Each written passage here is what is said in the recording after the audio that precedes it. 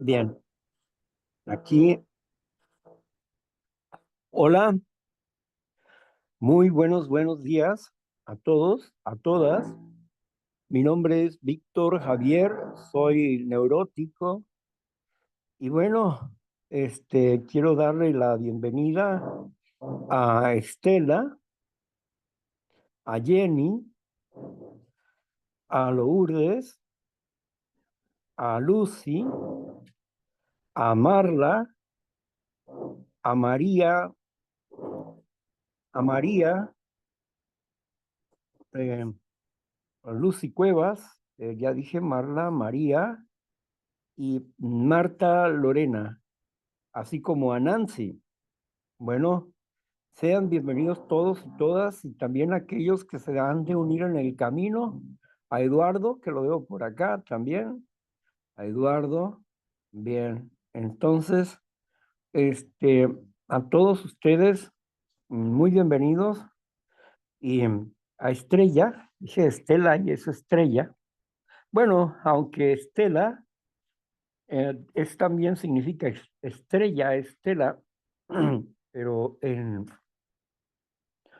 el lenguaje del Brasil, ¿verdad? Sí, presento que tú estás en esta estela, ¿verdad? Presiento que tú estás en esta estrella, pero bueno, no es justificación, es idioma. Ok, Estrellita, bienvenida. Bueno, Marta, pues bienvenida al servicio y vamos a continuar con la lectura del día de hoy. El tema es primero es lo primero. Gracias, eterno Padre Celestial, por amarnos en la forma en que nos amas y por permitirnos servir el día de hoy y estar delante de tu presencia. Bendice a las personas presentes, a las que se han de unir también, Señor. Ábrele su mente, prepáralas, Padre Celestial, para que puedan ellas lograr el entendimiento y el valor suficiente para practicar lo que tú dices, Padre Santo, no lo que yo digo, es lo que tú hablas a través de tus principios espirituales. A ti sea la gloria y la honra por siempre y para siempre, en el nombre amoroso de Cristo Jesús. Amén. Bueno, entonces vamos adelante, Marta. Gracias, Víctor. Muchas gracias por permitirme servir. Soy Marta Lorena, soy neurótica en recuperación. En nuestra lectura quedamos en el punto 8 en nuestra vida espiritual, en el párrafo que dice así: lo más importante es primero.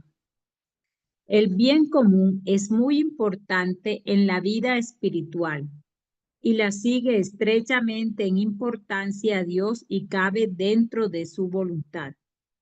Es por esto que quien aparenta sobresalir en una vida espiritual, sin importar a quién hiere o lo que ocurre al bien común, no está dando prioridad a lo más importante y en realidad está bastante lejos de ser espiritual. En AA, que trate de el AA que trate de imponer sus creencias a costa del trabajo de otros porque él es un apóstol, no es ni espiritual ni apóstol, es un aprovechado. Aquel que utiliza una cara larga y es un continuo aguafiestas, ciertamente no es espiritual, está chiflado. Cristo nunca sometió la alegría de Caná, pero convirtió el agua en vino para que se pudieran beneficiar. Aquel que insiste en lo poco común, numérico y novelesco y en extrañas prácticas de devoción y oraciones, está lejos de la santidad y es generalmente muy molesto para sus prójimos. Un santo excéntrico no es un santo. Debemos orar por el bien común, por nuestro país y por toda la gente. que todos sean uno, pero no debemos descuidar nuestro propio bienestar espiritual antes que otro individuo. Lo más importante es primero. En consecuencia, en nuestra vida espiritual debemos orar. Primero a Dios. Segundo, por todos los hombres. Tercero, por nosotros. Cuarto, por nuestra familia. Quinto, por nuestras amistades. Y sexto, por nuestros enemigos. Muchos afirman tontamente, yo nunca rezo por mí, pero debemos. Lo más importante es primero. Hasta ahí va ese punto, Víctor.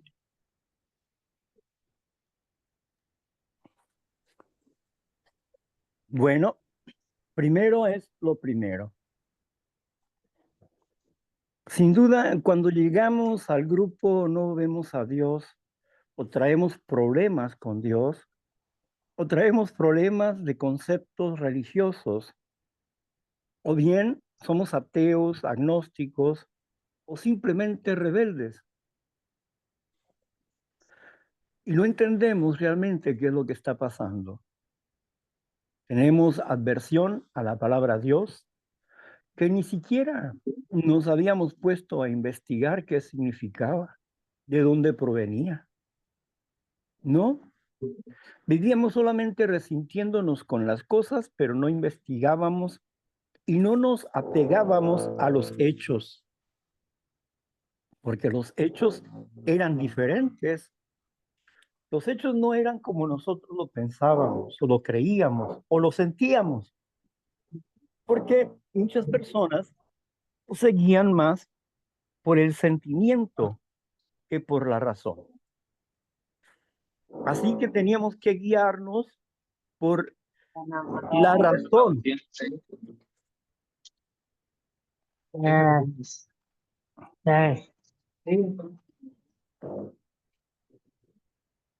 Teníamos que guiarnos por la razón, mas no por el sentimiento.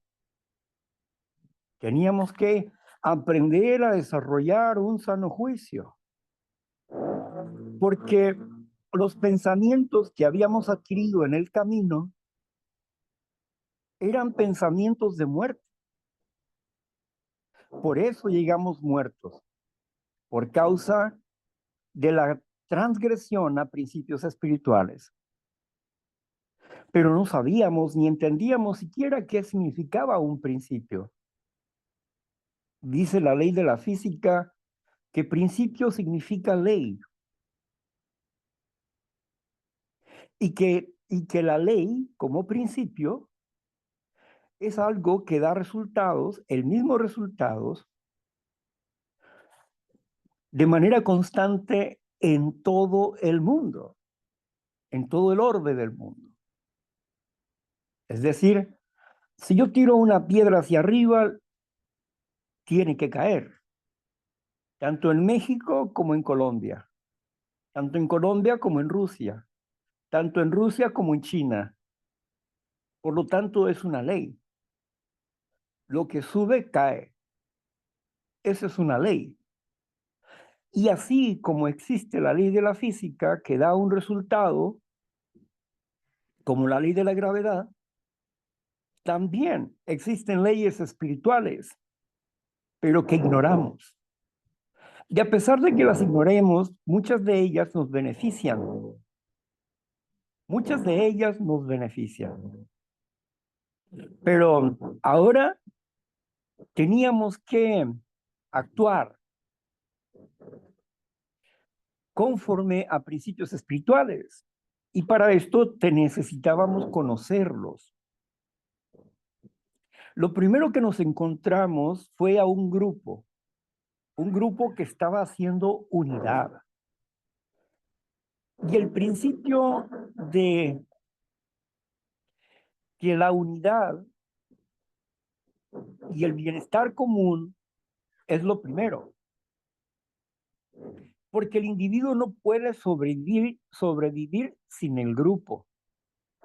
un individuo no puede sobrevivir sin el grupo,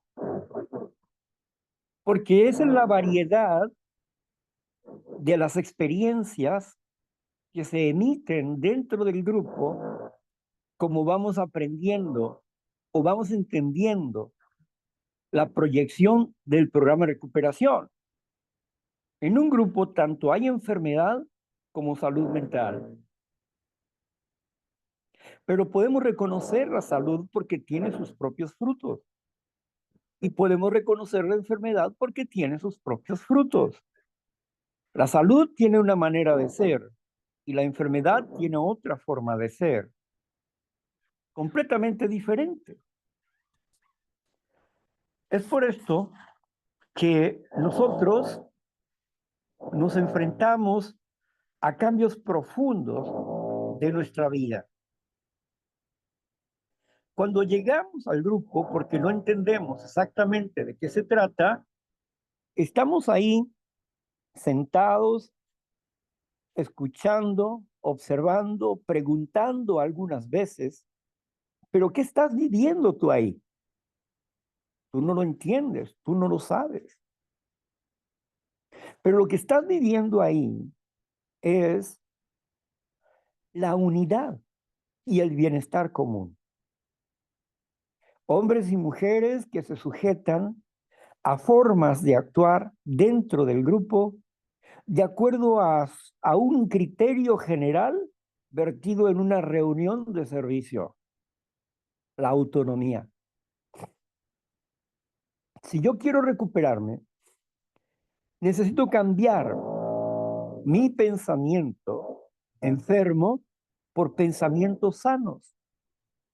Es decir, necesito revalorar mi pensamiento enfermo por pensamientos sanos. Es decir, mi manera de pensar equivocada me llevó a la autodestrucción y autodevaloración.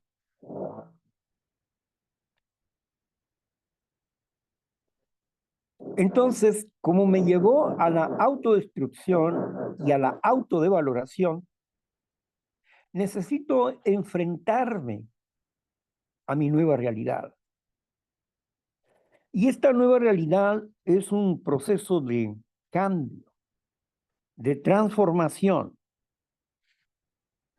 Y en este proceso de cambio, de transformación, nos lleva a una acción constante de remover los pensamientos inservibles, mentirosos y engañosos por pensamientos verdaderos, pensamientos que nos lleven no a sentir, no, sino a saber y hacer lo que es correcto para aprender a sentir correctamente y a pensar correctamente, ya que la enfermedad,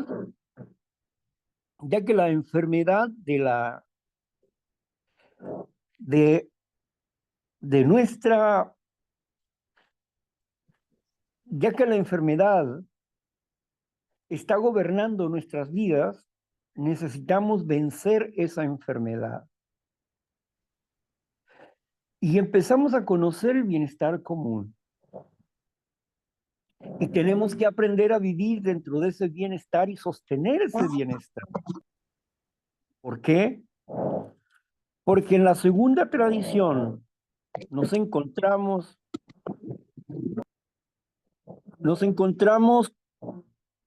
con que la única autoridad existente que sostiene al grupo es un Dios amoroso, como cada quien pueda comprenderlo, pero es un Dios amoroso.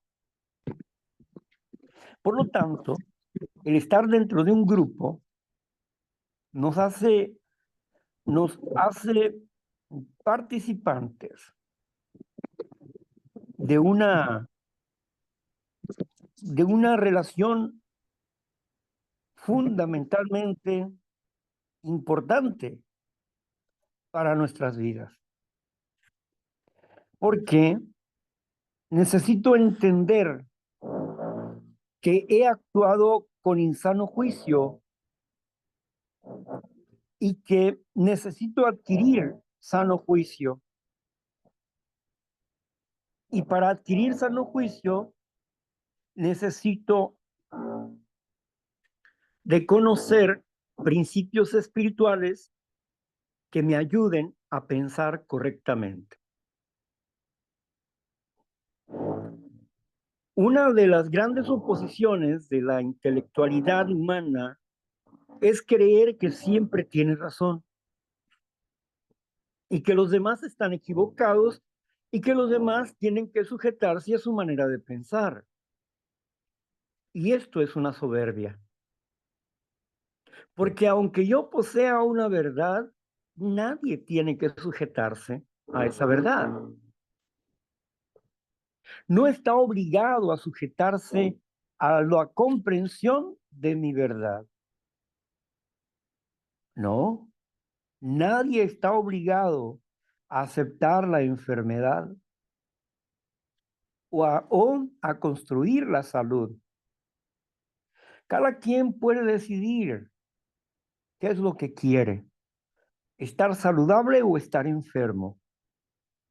Pero si decido estar saludable, tengo que comprender que en la vida no he actuado con sano juicio y que he llegado a Neuróticos Anónimos por causa del dolor emocional que me causaron los pensamientos, ya que la enfermedad es la enfermedad de los pensamientos. Espíritu igual a pensamiento, pensamiento igual a espíritu. Es una enfermedad espiritual, es una enfermedad de los pensamientos. Tu mala forma de pensar genera ansiedad, genera culpabilidad, genera dolor emocional, genera síntomas de la enfermedad, soledad, tristeza, ansiedad, ira, angustia, miedo. Eso genera y otras cosas más generan tu forma de pensar. Nos dábamos cuenta que teníamos que aprender a desprendernos emocionalmente de las personas y de sus formas de pensar, de ser y de actuar. Teníamos que aprender a actuar independientemente a cómo pensaran las demás gentes. Que nosotros teníamos que tomar decisiones importantes en nuestras vidas si queríamos recuperarnos, como el llegar al convencimiento de que un poder superior podría devolverme un sano juicio. Sí, miren en quién nos han convertido. Nos han convencido de que somos enfermos emocionales, que nuestras vidas se han vuelto ingobernables y ahora pretenden que dependamos de un poder supremo a quien yo no entiendo ni conozco. Esto es el tiempo del fin. Claro, es el tiempo del fin de una vida pasada y el comienzo de una nueva vida. Pero tengo que tener bien claro que la enfermedad espiritual es la enfermedad del pensamiento. Por eso es pensamiento contra pensamiento, palabra contra palabra, concepto contra concepto, para derrumbar lo que está equivocado y para establecer lo que es verdadero. O sea, tú te preguntas, ¿cómo puedo entender lo que es verdadero? Por nuestros hechos. Si nosotros que hemos viajado a través de principios espirituales, ya no estamos viviendo depresión, soledad, ansiedad, ira, ya no estamos viviendo eso. Entonces, esto demuestra que un día estuvimos enfermos de nuestras emociones, pero nuestras emociones han sido curadas. Ahora tengo que darle mantenimiento a mi vida espiritual para no regresar atrás. Hoy tengo una relación con Dios, como yo puedo comprenderlo. Y esa relación me salva de mi propia manera de pensar. ¿Por qué? Porque valoro mi pensamiento en cuanto al, a la palabra que ese Dios amoroso ha puesto en los 12 pasos de recuperación. Y me atrevo a hacer cambios en mi vida.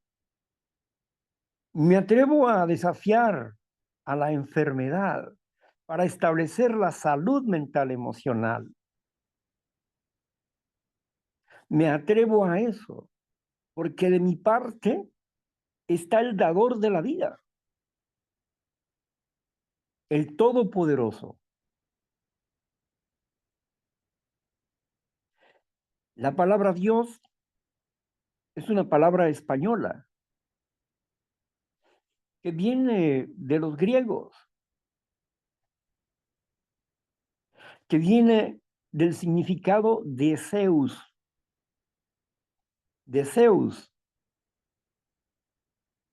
el dios de los griegos.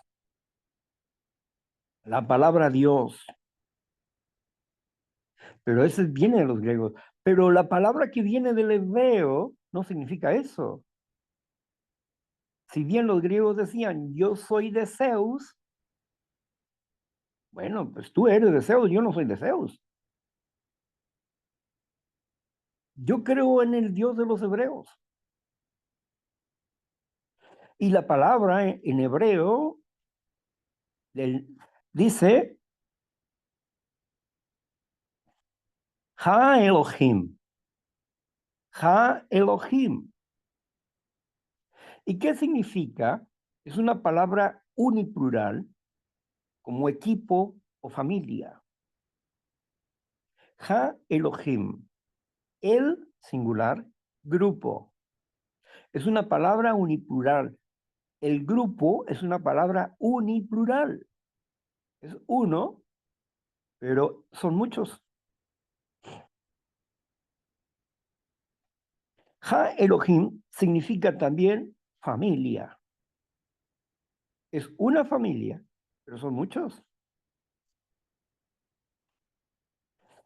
Así, cuando hablamos de Ha Elohim, traducido directamente del hebreo al español, significa el Todopoderoso. El Todopoderoso. ¿Por qué?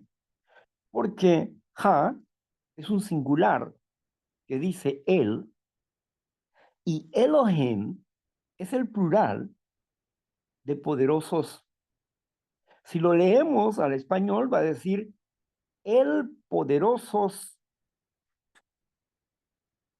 pero si lo traducimos adecuadamente será el todopoderoso.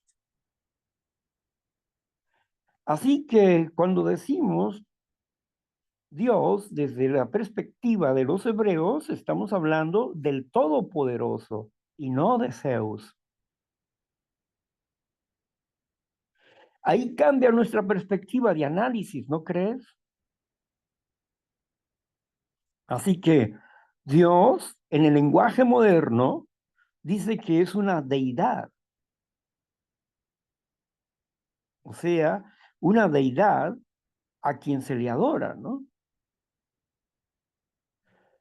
Hay quienes tienen 7 dioses que gobiernan diferentes situaciones y le llaman Elohims, que significa dioses, porque el singular es Eloham, que significa Dios, o sea, poderoso, poderoso.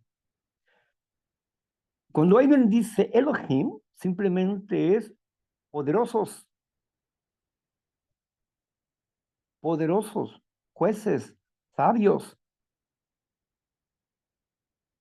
Y si decimos Eloham, estamos diciendo en singular poderoso.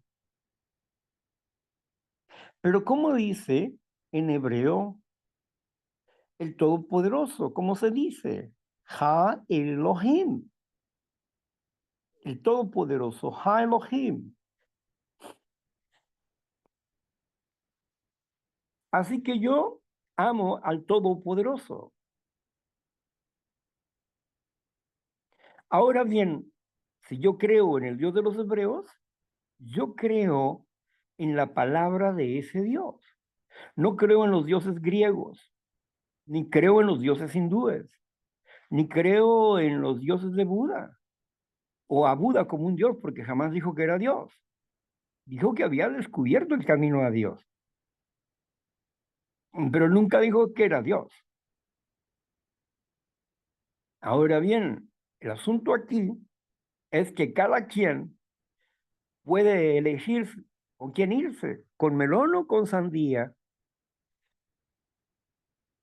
Hay diferentes caminos de fe, hay diferentes posturas y habrá puntos en que podamos converger, es decir, estar unidos en un mismo punto. Por eso es importante para nosotros comprender, por ejemplo, la proyección de mi Dios, como el Dios de los hebreos. La proyección de mi Dios es un plan universal. Y universal no solamente en el sentido de la tierra, sino en el sentido del universo. Que Dios tiene planes para todo el universo. No solamente para la tierra, sino para todo el universo. Dios es una unidad de perfecta armonía. Y Él posee un reino espiritual. Y dentro de su reino espiritual posee jerarquías, serafines, arcángeles, ángeles.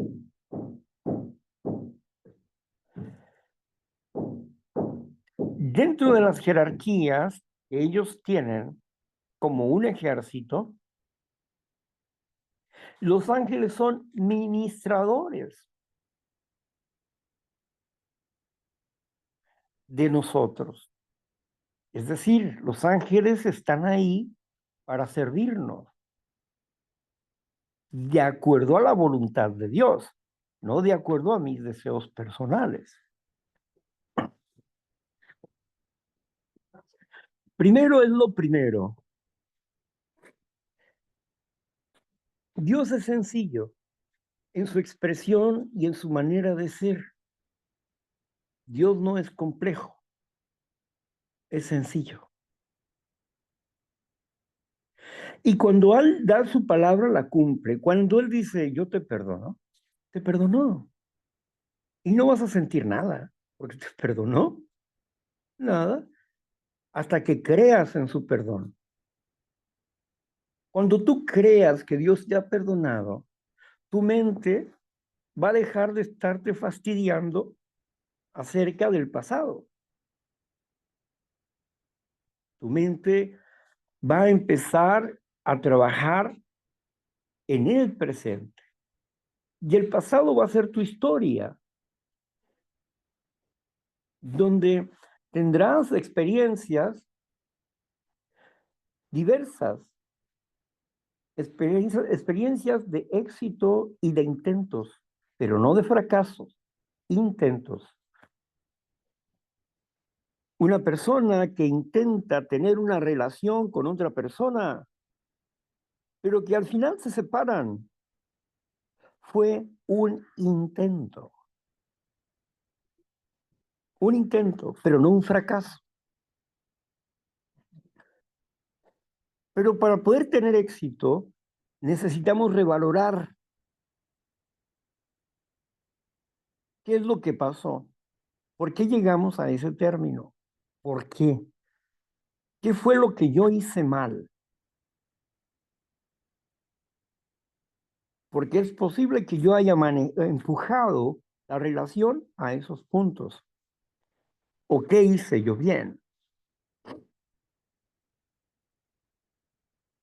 Así que de esta forma podemos comprender que Dios en su amor no nos condena porque nos tiene misericordia. Conoce nuestra forma equivocada de ser.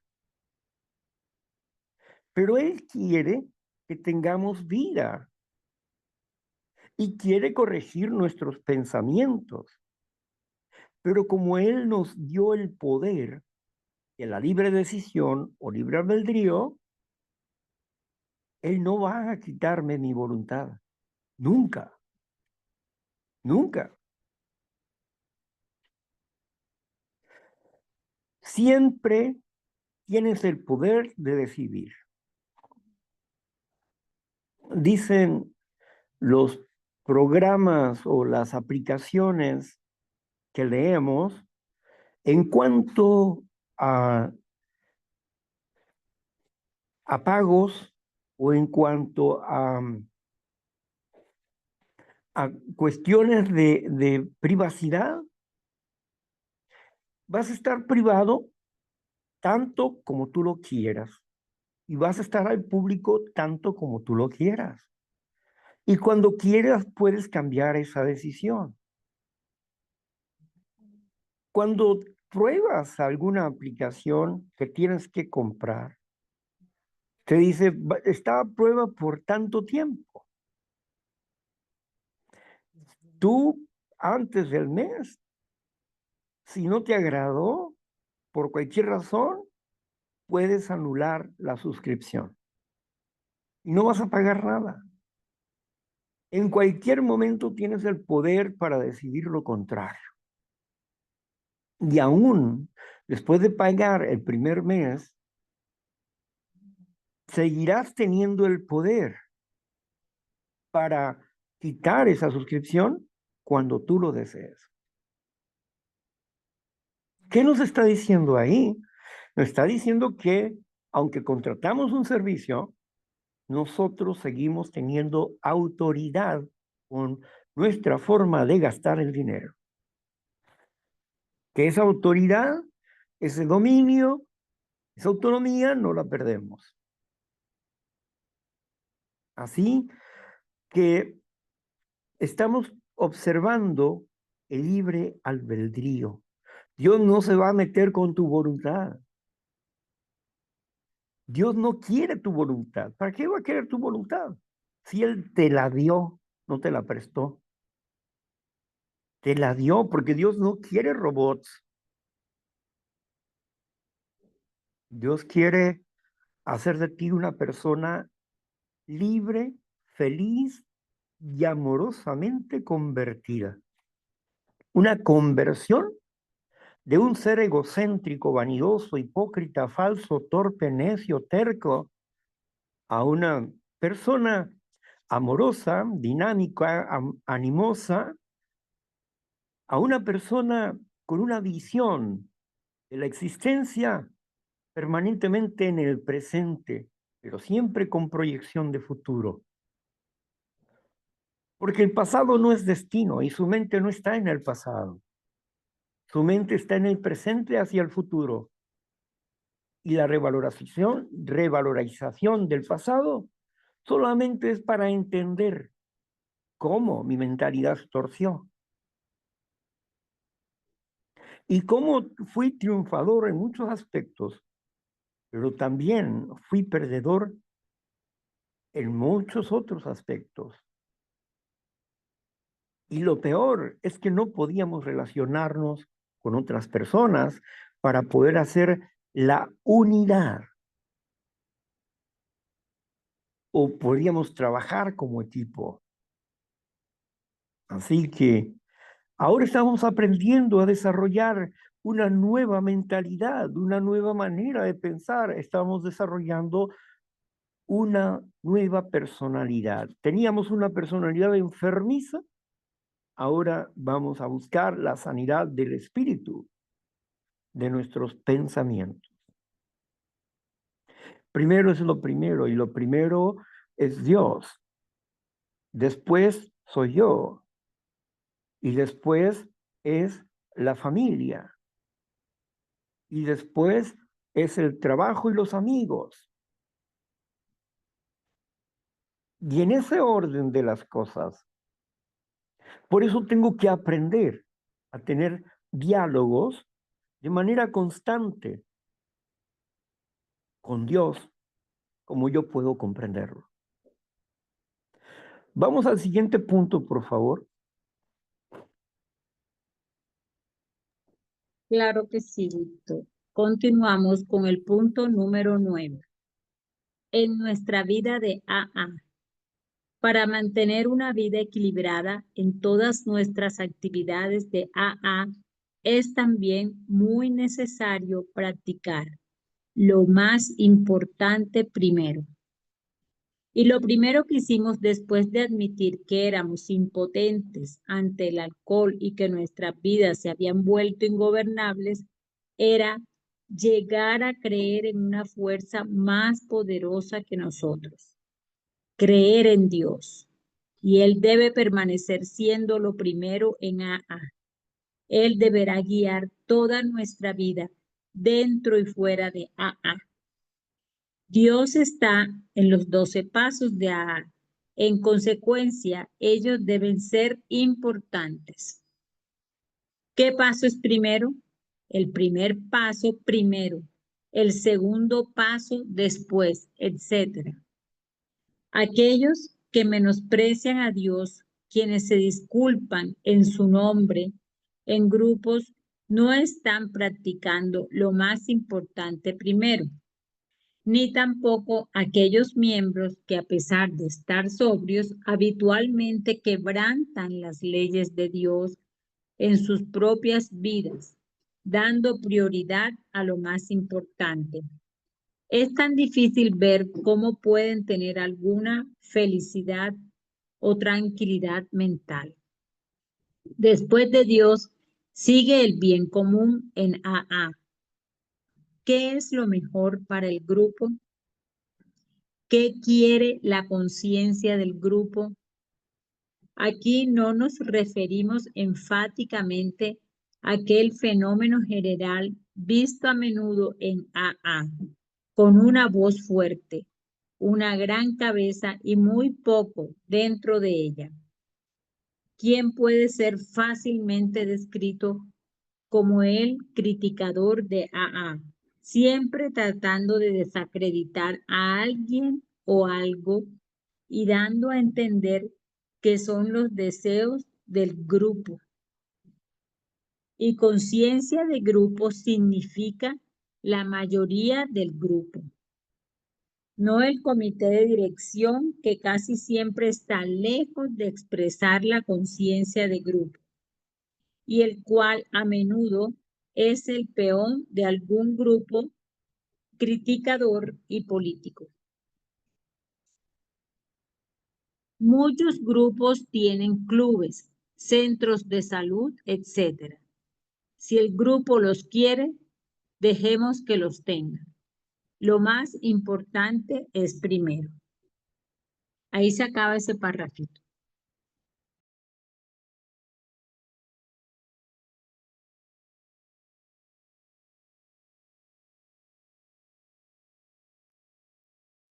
Muy bien. Gracias, Marta. La importancia de Dios en nuestras vidas. ¿Por qué es importante Dios? Bueno, porque Dios es el principio de la humildad. Desde el momento en que nosotros aceptamos la existencia de un poder superior, de un Dios amoroso, bondadoso, desde ese momento, nuestra idea de Dios, ¿cuál es?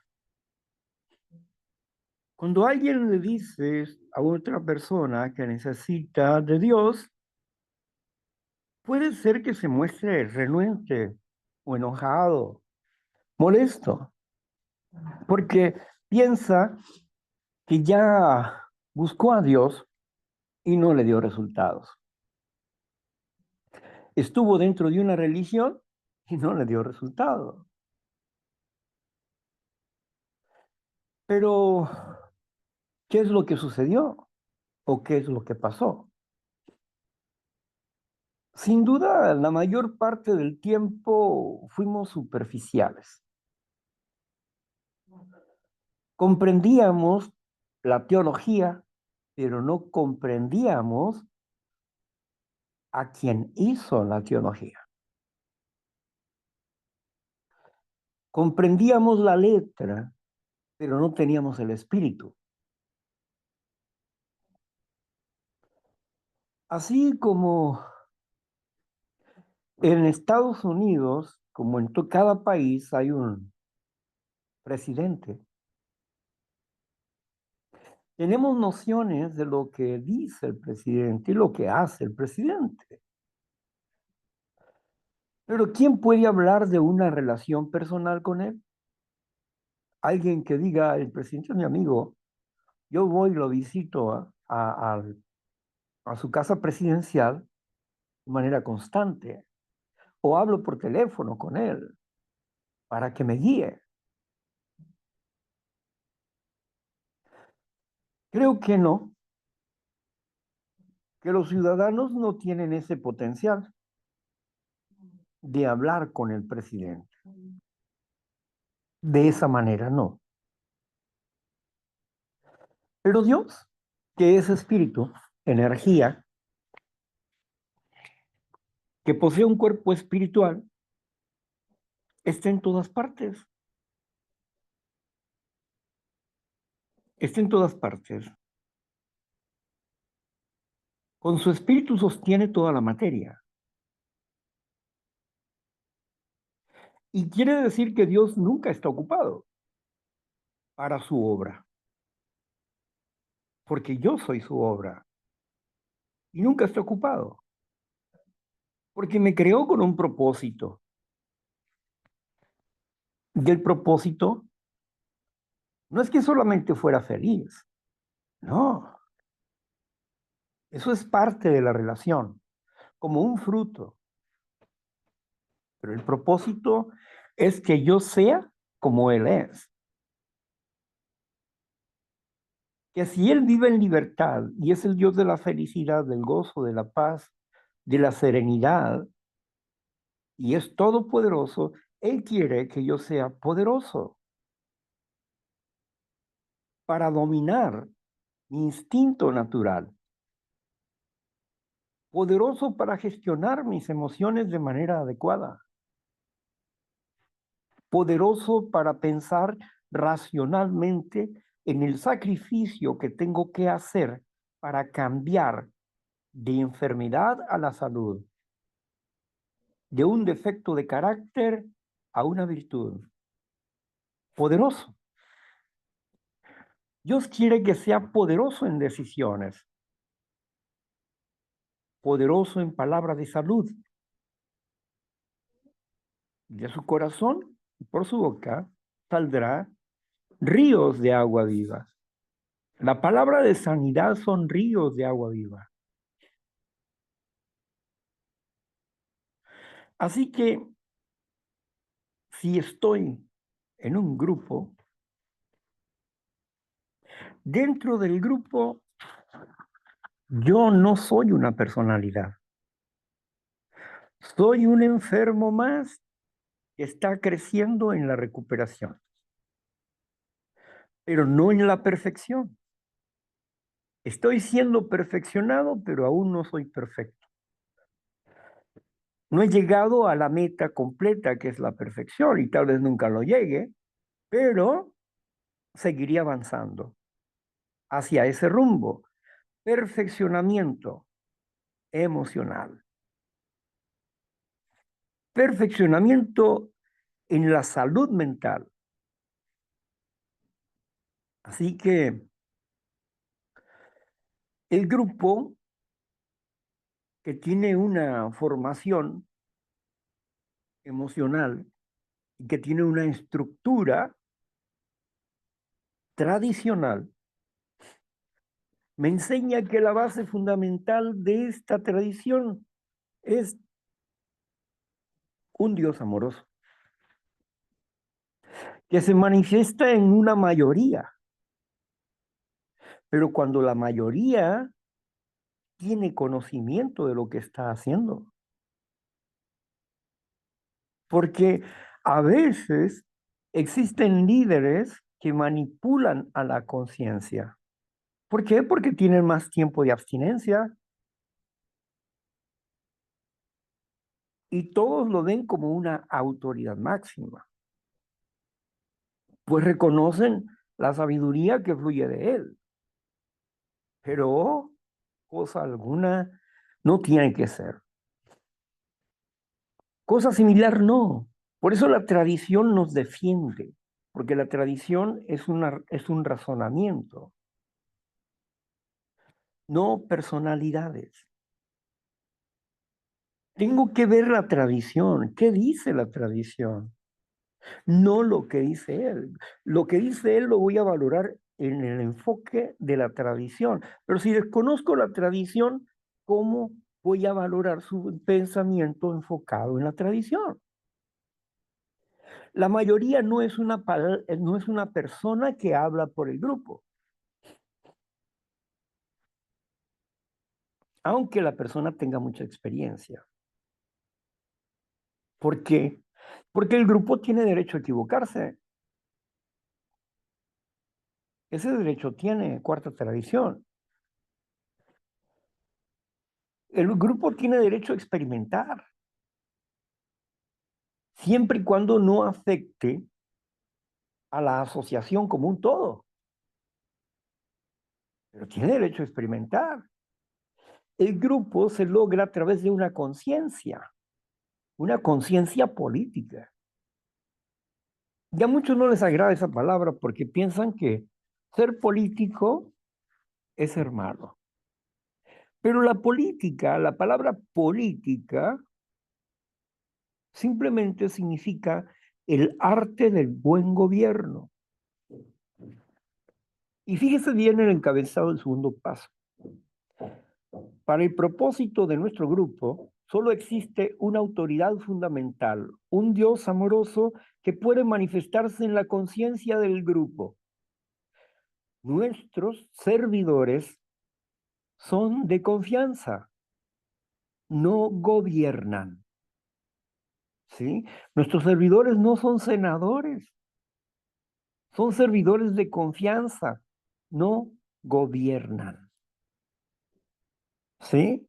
Y en el interior del paso dice que el servidor gobierna no con la palabra, sino con el ejemplo. El ejemplo es algo máximo dentro del gobierno de dentro del gobierno que estamos ejerciendo dentro de un grupo, como servidores ejemplares. Somos ejemplos. Y hay servidores ejemplares, es decir, ejemplos positivos, y hay servidores con un ejemplo negativo, porque en ellos está la salud y la enfermedad también. Así que nosotros necesitamos aprender que la tradición nos ayuda a mantenernos unidos y a tener conciencia de qué estamos haciendo en un grupo. Lo que buscamos en el grupo es un objetivo, cómo transmitir el mensaje. Pero algunas veces las reuniones de servicio se convierten en discusiones banales, porque no discuten servicio, discuten actitudes, pero no servicio. Y en una reunión de servicios vamos a discutir de servicio, no de actitudes. Las actitudes es para que las veas con su padrino, con su madrina, su catarsis, etcétera. Es que ella dijo, o él dijo, o es que él me hizo. No, aquí hablamos de servicio. Si tú hablas, será para mejorar el servicio. Si tienes una sugerencia que hacer, hazla. Pero que sea en base al servicio, no en base a una acusación. Aquí no somos jueces ni verdugos, ni una junta de servicio es para andar cortando cabezas de nadie, sino para animarnos juntos a seguir sirviendo. Y si hay un error dentro de los servidores o la mesa de servidores existente, que se considere que se está saliendo de principios, entonces tengo el argumento suficiente para decir, ¿sabe qué? Yo quiero exponer sobre lo que considero que esta mesa de servidores con sus acciones se está saliendo de la tradición. Y entonces expongo el punto, lo expongo, no lo impongo, lo expongo. Hago los argumentos desde los conceptos, desde la tradición y desde la forma del servicio. No hago juicio de servidores. Ese es el amor. No hago juicio de servidores. ¿Sí? Así que se permiten choques de personalidad, pero también se ponen límites. ¿Por qué? Porque en el servicio también es importante que el servicio sea tanto espiritual como moral, porque el programa es espiritual y es moral. Espiritual, ¿por qué? Porque es amor. Y moral, ¿por qué? Porque es el arte de amar. Lo cual significa que si yo te amo, pues yo no te voy a decir tontería y media, ni te voy a hablar con groserías ofensivas a tu integridad, a tu personalidad. No, porque eso es inmoralidad, es inmoralidad. Y si la moral es el arte de amar, ¿qué es la inmoralidad? Pues es el arte de destruir el amor. Es una forma de destrucción del amor. Es una forma de manifestar el egoísmo, la inmoralidad. Yo soy como soy, a mí no me importa qué piensan ustedes, yo soy como soy, y si me quieren aguantar, aguántenme, y si no me quieren aguantar, no me aguantes, punto. Soberbio, ¿verdad? Y luego hacen juicios sobre otras personas, ¿sí?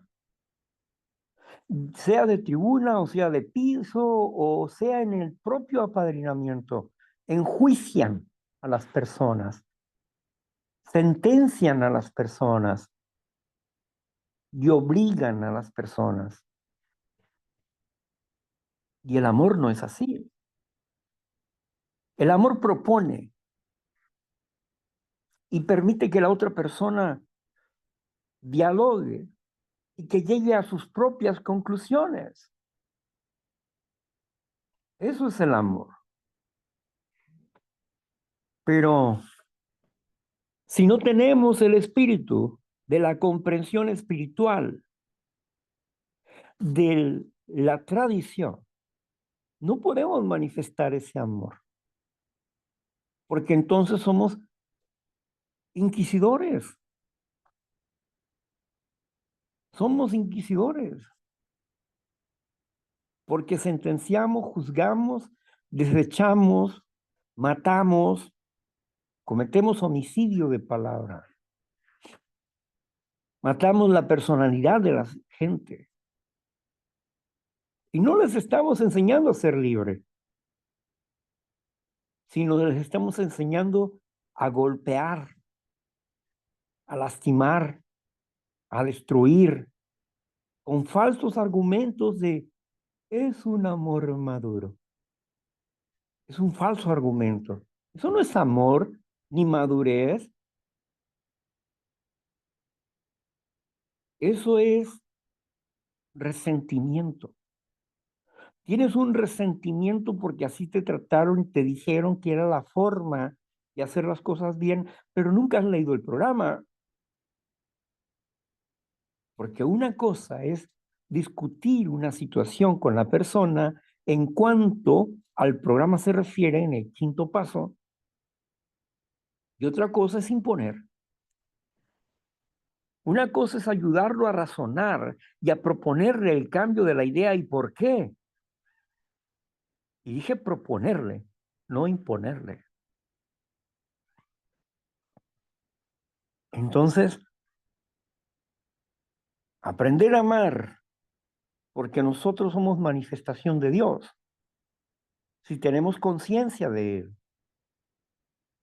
Dios se manifiesta a través de nosotros si verdaderamente estamos dispuestos a pensar como Él piensa y a hacer como Él hace. Pero si no es así, pues todavía seguimos siendo egocéntricos con nuestros propios pensamientos, tratando de imponer ideas. Y aquí no hay imposición de ideas, hay exposición de la idea. Pero si alguien cree que es imposición, está errado, porque no es obligatorio. Como dice el primer paso, no tienes por qué estar escuchando un sermón de nadie. No estás obligado. No estás obligado a creer como cualquier persona. No estás obligado. Como piensa el líder, o como piensa Mangano, Sultano, Perengano, aunque su palabra te llegue y te confronte. Y tú dices, ay, me quiere imponer. No, no te quiere imponer. La palabra te llegó porque hay algo mal en ti. Y no es porque te quiere imponer. Y si tú no aceptas estudiarte, hacerte un inventario real, y en vez de eso, acusas de que me quiere imponer, nadie te impone nada. ¿Qué no has leído ahí? Que los 36 principios no tienen ni una sola prohibición, pero tampoco tienen una imposición. Siempre decimos, debemos de hacer esto. No es, tienes que hacerlo. No, no. El programa sigue siendo sugerido. Si usted quiere, puede hacerlo. A mí me dio resultado de esta manera. Si usted quiere, puede hacerlo. Si no quiere, también. Está bien. Así que primero es lo primero. Primero son principios espirituales. Primero Dios, luego yo, aunque ahí dice que el grupo, pero en cuanto al grupo se refiere, yo necesito entender esto, que si yo me uno al grupo, es porque en el grupo puede manifestarse un Dios amoroso, que me ayude a dejar la enfermedad por la salud mental y emocional. Por eso, aquí, Fao alude lo siguiente. Primero Dios e inmediatamente después el grupo. ¿Por qué? Porque el grupo va a ser la fuente de salud para que yo tenga una sana relación con Dios y con quién, con los seres humanos. Para que yo aprenda a convivir con Dios y con los seres humanos. Es a través del grupo donde se va a dar la información y la formación para que yo salga de mi enfermedad, de mi locura, de mi necesidad, mi necedad, mis formas anárquicas de ser. Bueno, pues agradezco mucho la atención de cada uno de ustedes. Aquí tenemos la oportunidad de expresarnos libremente.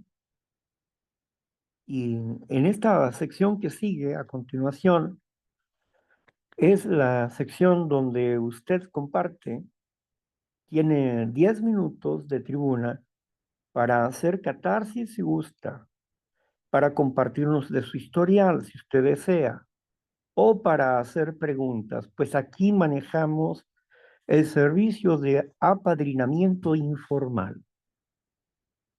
puede hacer preguntas y va a obtener respuestas. Aquí en esta forma de apadrinamiento, y aunque no les guste, damos sugerencias. Y sugerencia es igual a un consejo. No tenemos problemas con que sea sugerencia o sea consejo. No tenemos problemas con esas cosas. Quien tenga prejuicio, pues lo siento por él. Pero nosotros no tenemos prejuicio en ese aspecto. Por eso somos un foro de expresión, de diversidad de grupos, sí, pero tenemos como base los principios de Neuróticos Anónimos. Pero estudiamos la literatura de Alcohólicos Anónimos, la estudiamos. ¿Por qué? Porque es la base del programa. Y es importante tomar en cuenta a papá, porque Alcohólicos Anónimos como la manifestación y el conservador de la literatura original. Es nuestro padre en ese sentido. No es para que nos gobierne, pero sí para que a través del análisis que tengamos de su literatura podamos aplicarla a nuestras vidas dentro de Neuróticos Anónimos. Por eso tenemos esa libertad y esa diversidad de programas y no nos sujetamos como un grupo a una asociación determinada. No. Yo manifiesto que el grupo Palabra de Acción es un foro de expresión donde fundamentalmente trabajamos los principios desde la perspectiva de Neuróticos Anónimos,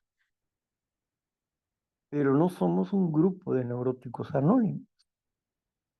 Es una versión diferente. Así que no se me confunda, por favor. Bueno, vamos ahora a agradecer a Marta por su buen servicio, por su buena lectura. Y muchas gracias, Marta. Ahora vamos a apagar esta grabación para que usted comparta con nosotros